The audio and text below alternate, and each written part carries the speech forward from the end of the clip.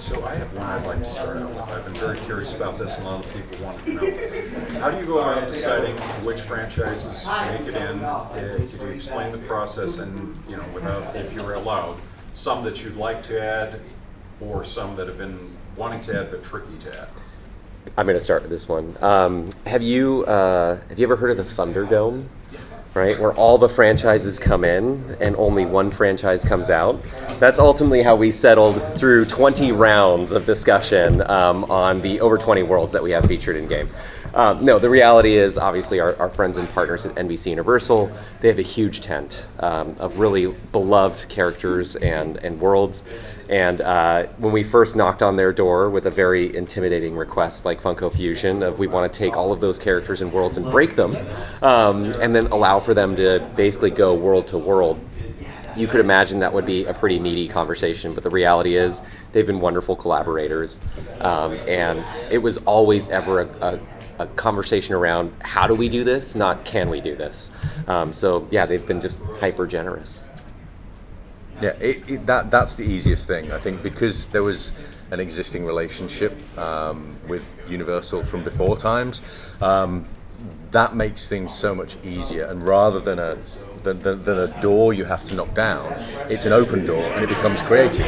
So we end up having conversations around like, okay, this IP is going in, what can we do that makes it cooler, rather than can we have this and fighting over it.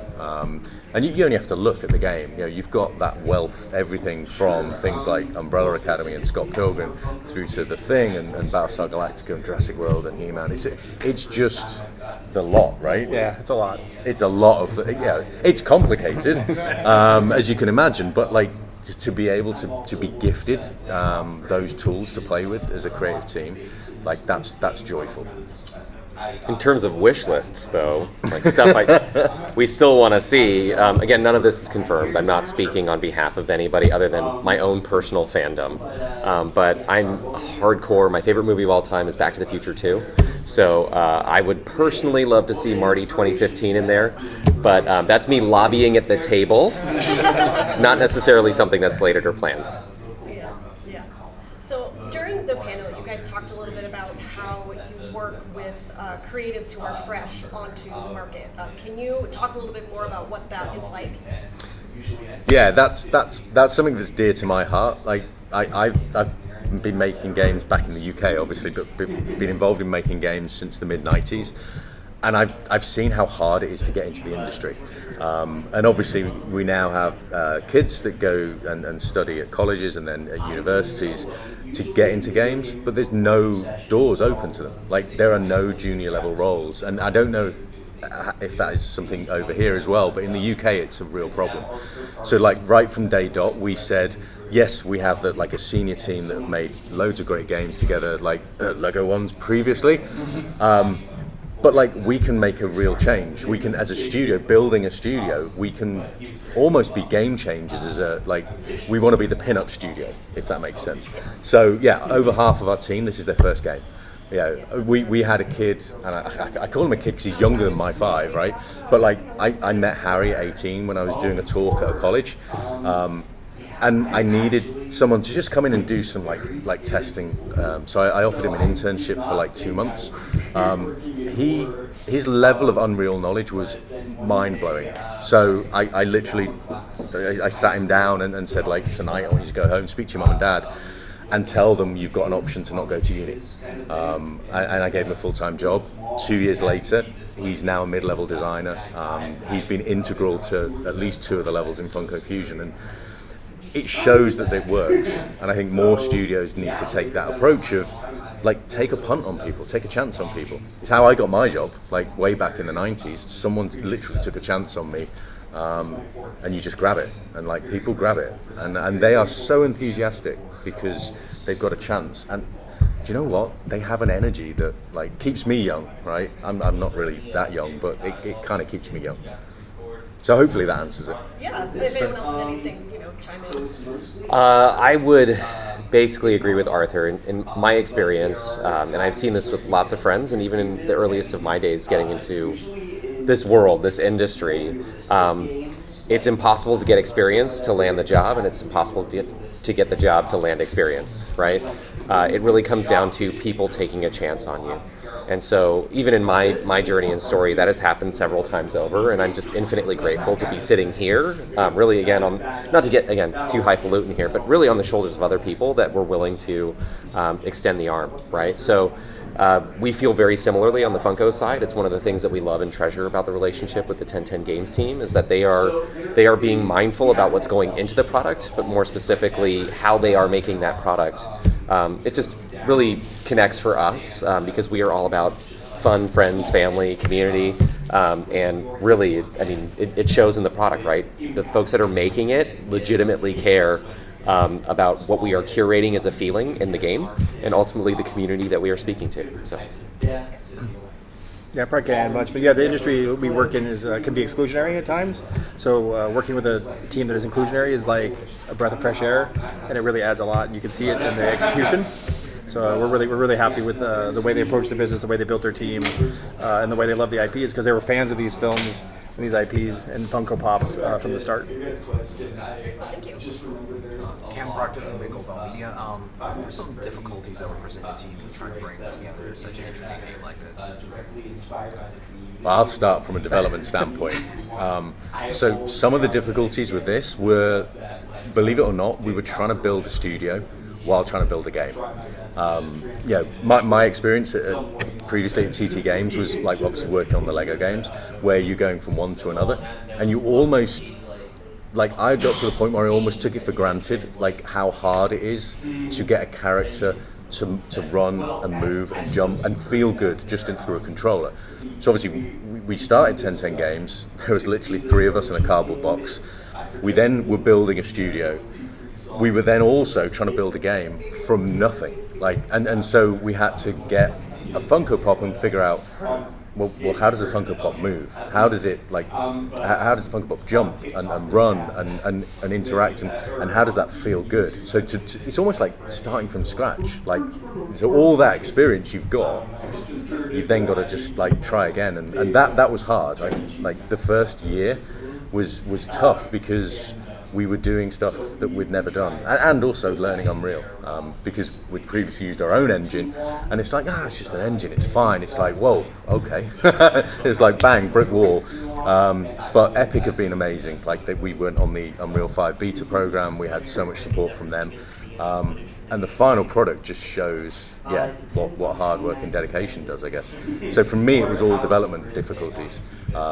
Because the creative process is I find that the easy bit, because hey, guess what? I'm a fan of this stuff.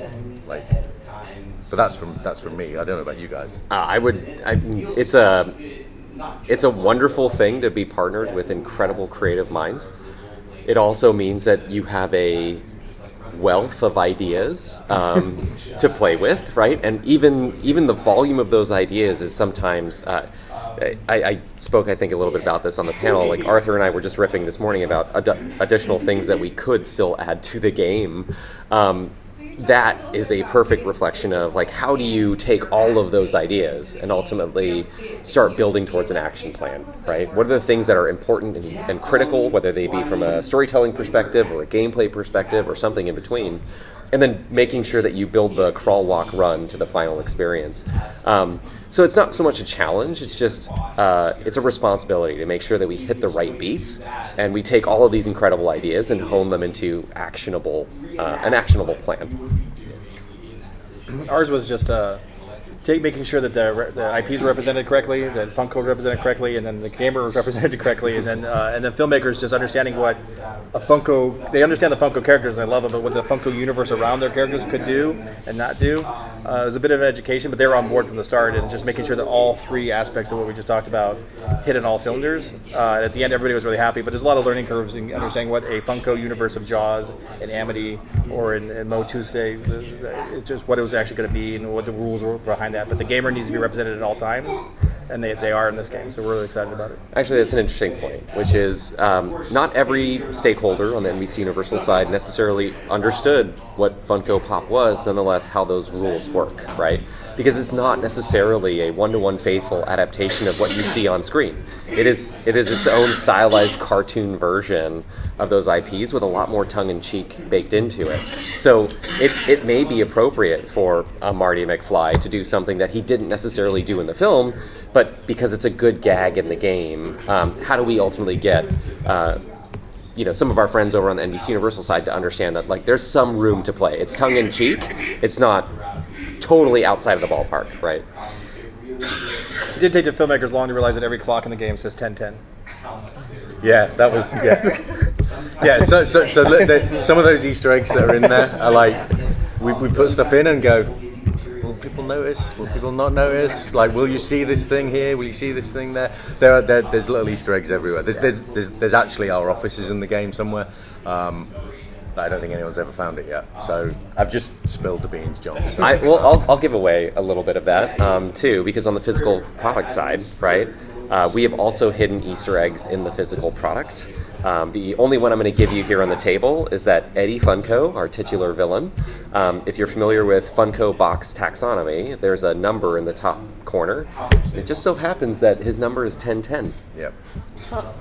Yeah, there's loads of really fun things in there, and like we can't wait to like I love watching people play the game. So like I can't wait for September the 13th. I will be watching people play the game. Just not in a creepy way. No. Like that sounded really weird. Just outside their personal residences at their windows. Through their windows. Drooling. Just like, yeah. Came across as creepy. Yeah. I can't help it, The sorry. game's watching you back. Yeah. Just how did it feel to finally reveal it? You know, you guys have been working on this for so long, and then come to Comic-Con, get the panel, you guys have the display out on the exhibit hall. Just kind of, how does that finally, you get to show your baby off that way? I'm going to start, which is, thank goodness the panel camera wasn't on me as the Eddie trailer was playing, because I am just that guy. I wear my heart on my sleeve, and I was completely welled up in a moment of pride, right? It's such a wonderful thing to be on a 3-year journey with incredible partners that you trust. It's one thing to build something and get geeked up about it every single day. It's another thing entirely to put that thing in front of strangers and say, look, Yeah. but Do you like my baby? Yeah. Like it's literally that moment of like we think we did the right thing. We think, we hypothesize, we plan, we discuss, we like converse. We focus test. We do loads of work behind the scenes, and you think you're doing the right things, and you're drawing on previous experiences, and then to finally sort of like lift the lid and go, what do you think? Like. You're kind of like hoping it's great, and the reaction was terrific, which is really, really good. And I think that's like my phone was going like crazy during the panel. I don't know how people in the office were seeing stuff or hearing stuff, but like there was ping, ping, ping, ping, and I was just like my arm was buzzing, my phone was in my pocket buzzing, and that's great because the people in the office, like the team, are so excited. Again, because some of them have never released a game.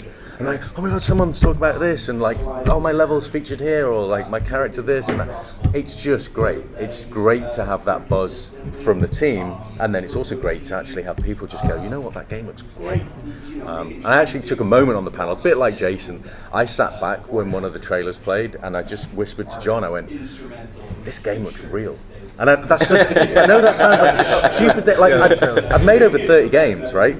But like, it felt real. I've done panels for previous games, and to be sat here with Funko Fusion, because this is so personal to all of us, because it's such a like we've invested so much time in this creatively and so much energy to see it come out and then come to fruition. I think like it's now real.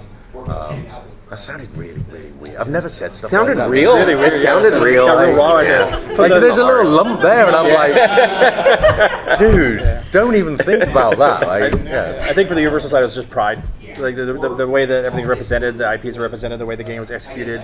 A little bit of exhaustion because you have so many filmmakers and so many stakeholders, like everything, keeping everybody quiet because they're aware of Funko Pops and they're really like, but them not saying to somebody that there's a game coming out that they're involved with, and finally being able to now they can say it was a big relief. But yeah, we were proud. It was proud. We were really proud of that game. Yeah. I was just going to say, is there a personal Funko Pop or series of pops that spoke to each of you while you're creating this game? Used as inspiration, something you maybe had on your desk, or just something in general that you kind of reference regularly when you're kind of doing the game? Yeah, anyone, like, when I do Teams calls or whatever, like, people can see, like, there's a few pops behind me. What they can't see is the fact that there's, like, I think I have 110 He-Man pops, right? I don't have them all. I have most of them. Like, they're all behind me. But just He-Man. It's just 110 He-Mans. Yeah. But then on the wall that people don't see is almost like a little bit of me. So I have Duran Duran pops, Legally Blonde, Goonies, Miami Vice, The Boys. Like, there's a load of like weird eclectic stuff there. And then back at home, like, I have all my ad icons, my Fraggle Rock. I'm a pop collector at heart. I always have been, and I think that's why this is special to me. So I don't look at one particular pop. I just always have a pop box nearby, because that for me is what sums up Funko Pop. Is like this eclectic mix is like, that's my expression of me. So people come in my office and go, wow, that's a load of He-Man stuff. It's like, you must really like He-Man. It's like, And you do. well, funny you should say that.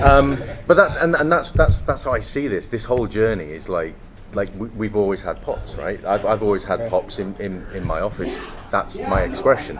And I think across our studio, like, people have started that journey, because some people were maybe not into pops. That, yeah, they're an artist and they come to make video games. It's like, well, yeah, but you're gonna like pops. We will brainwash you. You guys are all right. You'll like pops, but we're gonna brainwash you. And now it's like everyone's a little expression of themselves. It's lovely. But yeah, I like to hold a pop, because when you're conversing with someone, it's like, it's a good thing to interact with, and it's a physical, tactile thing. But yeah, yeah, we didn't really cover it on the panel, but like that level of Funko integration that like probably you and I have worked on most is like, there is everything Funko in the game. There are sodas, there are soda bottles, there are Funko Pop boxes. That's how you change character. Like the boxes, like almost like Bill and Ted in and out. But then there's so many hidden layers of, like, there's ad icons hidden in there. Like, there are NPCs that run around with little Loungefly backpacks. Like, there's a Mondo shop in the game, right? Okay, we said. Play the game. No. But it's the hidden underlayer, right? Yeah. I'm going to start by saying, in 2017, before I worked at Funko, I had the opportunity as a partner to visit Fun Days. And Fun Days was a pretty incredible experience. It was a very loud experience. And as my wife said after that experience, it was, oh my God, that was so much fun. I never want to go again. I have since gone several times over, and gratefully I've been a part of it over the last 5 years. But in 2017, when I was there as a guest, I received for the first time a Freddy Funko as ... pop, right? I think it was a Power Ranger pop, if I'm not mistaken. And I remember, well, wait a minute, why is Freddy dressed as Reaper from Overwatch? Why is Freddy dressed as, right? And that has always been the point of inspiration, is I have several Freddys now on my wall at work. And it was as a fundamental question when we started doing this, knowing that Freddy would be a key part of the adventure. How do we answer the question, why is Freddy doing this? How is he doing this? Effectively personifying or becoming the persona of all these different franchises and fandoms. Where we ultimately settled from a lore perspective is it has so much to do with the crown that he wears, which has always been the central icon of Funko, right? The crown inherently has the power to manifest degrees of his imagination into reality. And so that for me was kind of the point of inspiration, looking at all the Freddys and knowing that we were going to very finely and carefully sew them all together in one great tapestry of story. Yeah, for me, we have the Universal Pops everywhere, and for me, it was like when we had the difficult conversations about design and this, I felt sometimes they were staring back at me, so we kind of moved them. But like for me, the one with McCready from the Thing, like sure. that pop seeing in the game in the Thing universe was just like a driving force behind a lot of like what this game could be and what this game could deliver. So that was a driving force for probably us.